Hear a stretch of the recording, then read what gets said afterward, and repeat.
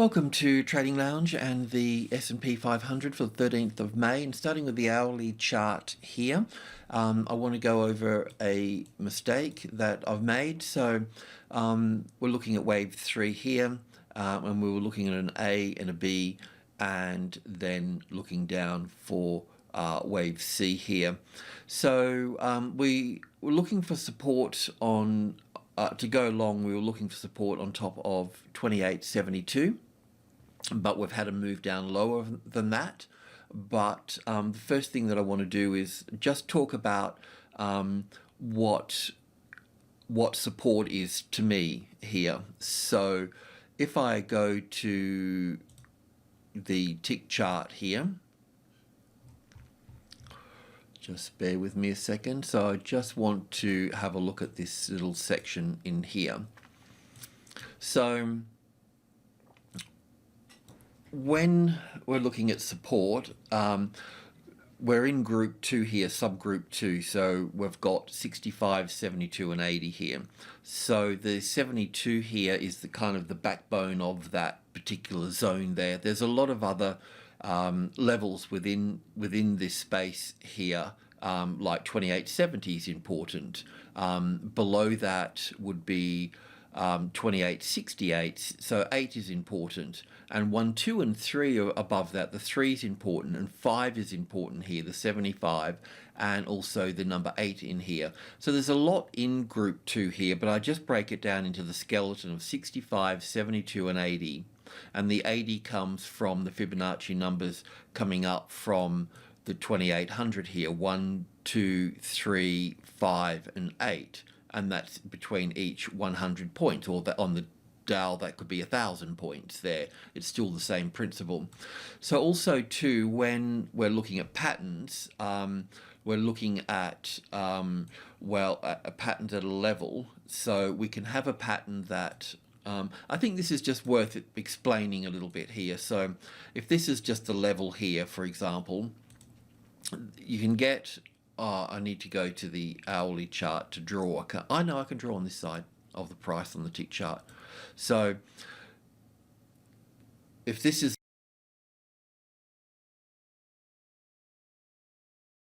the level we're talking about, the 50 here, a market that doesn't stop at it and just moves straight through here, the distance above I call this an overshoot pattern. So the distance above normally constitutes the distance below, as a rule of thumb, right?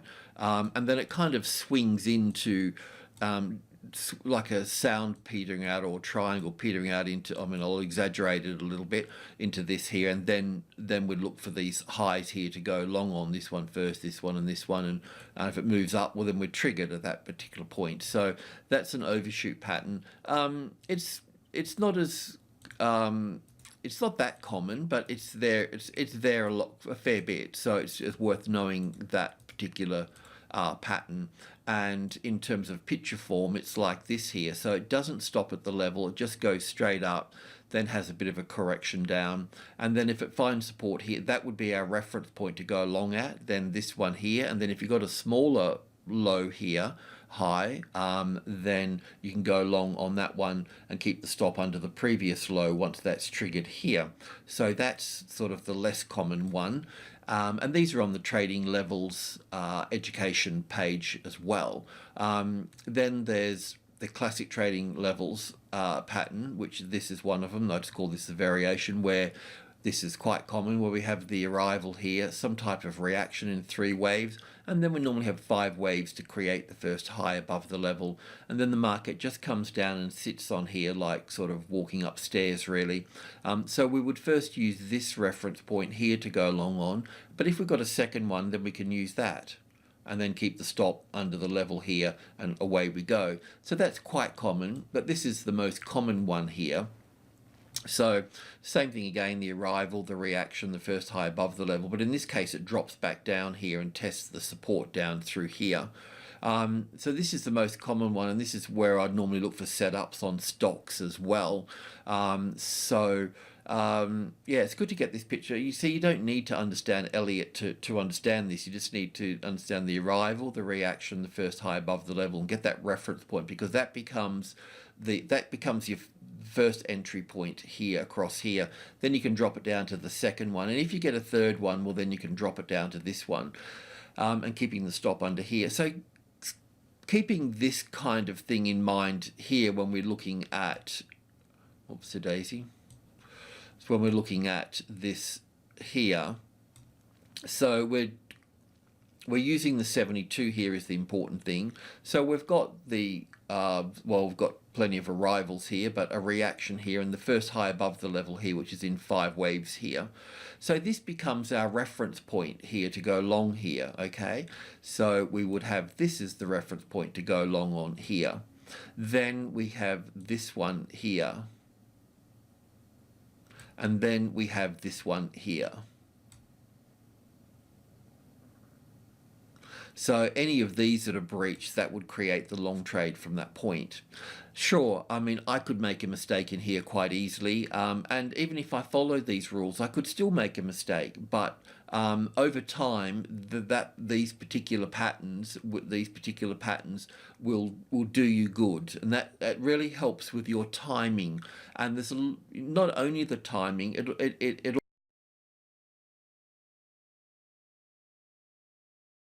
also sort of incorporates the pattern and the volume, because the volume will be sitting at the level and so on and so on. So that, I just wanted to go over that as such. Now I want to go back to the 1 hour chart here, where we had the count coming down through here as this is the low here. We also talked about that wave 4s are complicated, and we also had another count as well, which we had on the 3 hour chart here, and this one was an A wave to here, a B wave to here, and then 1 and 2 here, and then the 5 waves that were coming down through to here for wave 3 and 4 here, and then we're looking for a possible 5th wave down here. So we have got that, but I've also got another problem as well now, because this move from here down to here, it doesn't really appear as 5 waves coming down here. It's like a B wave coming down to this point. So what could happen here is, well, one thing could happen here to start with is wave 4 could be over here, and we've still got wave 5 to go in over here. So this becomes an A wave, a B wave, and a C wave up to here. So it just chucks another spanner in the works. So for us, and that would be to the wave 4 of 1 lesser degree here. So we could look at it like that. There's also the possibility that just to make things more complicated, we could end up with 5 waves down here. So in a nutshell here, if we just copy this here for a moment and have a look at this, I mean, just things that we need to this is what wave 4 does. It's always a bit complicated, so we really need to have the right setup to play this out. So this first move down through here, that could be wave 1 here and wave 2 here, and this, all of this here now becomes wave 3 here, and this also becomes wave 4 here as well, and then we have wave 5 down here. So if this is wave, if we do get that situation in this instance here, and we have 5 waves down here, well then we're certainly going to have, because if you get 5 waves in, I'll just draw it here, if we get 5, it's not very good, is it, there? If we get 5 waves here, then we're going to get 3 waves here, and then we're going to get another 5 here. So just coming back to this little point here, if we go to, I just want to show you that here, and I'll show it on the tick chart here. Let me just clean this up a little bit. A bit fiddly today, but this is just what we get within corrective patterns. So corrective patterns can just keep expanding on themselves. So when I look from the top here, I can see 1 and 2 and 3 and 4 and 5 down to here. So we need to put that as the A wave and the B wave here, and then 1 and 2 and 3 and 4 and 5 here. So even this has made a new low here. I can't see how we can label it 5 waves down here. So to me it looks like a corrective wave in this space here. So which in turn would make, if I can just, not this one here, I mean, I think it's good if I share and talk my thoughts through this, and of course you'll have your own, and that's great as well. But I think chucking ideas into the, exploring things and putting ideas, testing ideas and playing with ideas. So this looks to me as an A wave, a B wave, and a C wave here. Coming back to the wave 4 of 1 lesser degree over here.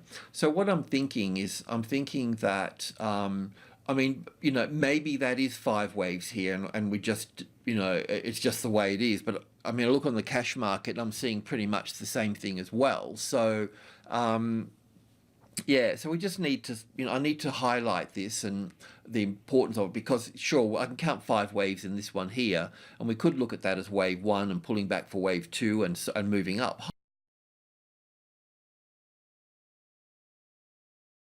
higher at that point, and that's cool.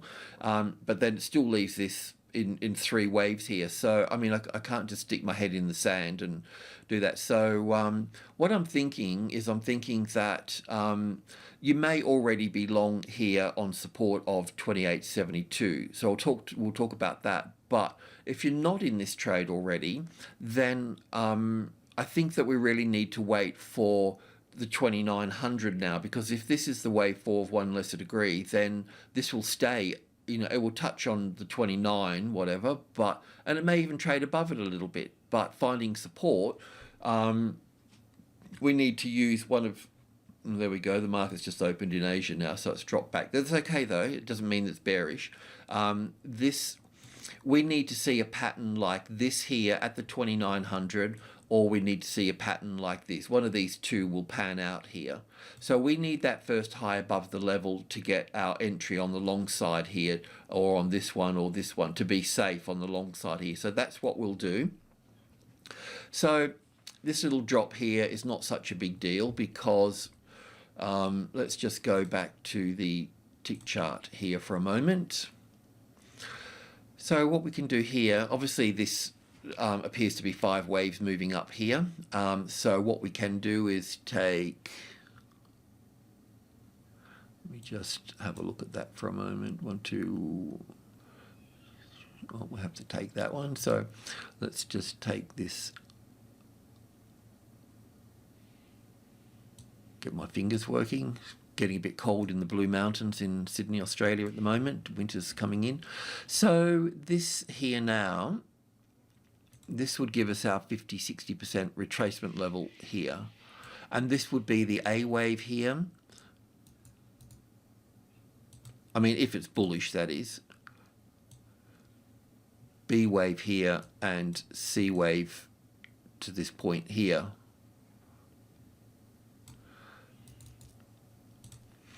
So what we could also say too now, on the bearish side, we could say that if these patterns that I've used here, they're all bullish patterns. But if you turn them upside down, then they're bearish patterns. So it's the same thing as well here. So in this case, I can't draw on this side, so I'll draw on this side. So let's just say that the market comes down here. So the market, I'll just do it here. The market comes down here. It's pretty much going to bounce off the 50 there. People think in certain numbers, so there'll be some sort of bounce. So that would be the arrival here, and this would be the reaction here in 3 waves. Probably overdone it there a little bit, and then the market would move through. We never chase that to the downside. We just wait for that to come through, because it will, well, 90-odd% of the time it will retest that, and that's what you're looking for. And if you've got volume, if you can read volume, then this move down through here would have a certain amount of volume. So you would want to see the move up here on less volume. If this one had more volume than this one here, then it's a bullish sign and it's not going to break here. But if it moves up there on less volume, then that's divergence, and your indicators will show that divergence there. And then that becomes your reference point low here. There may be another one in here and a retest, and you can get in there a little bit closer on that. So this is working those patterns to the downside now. So then you would short on the breaking of those patterns there, and that would bring you down to the 30 at that point. And there certainly will be, that's the top of group 1. So there will be a bounce off these lows here. So this could be bullish. All I'm saying is that it just doesn't make sense with this one here, with this pattern here, right? So it would be an A wave, a B wave, and a C wave up into this space here. So yeah,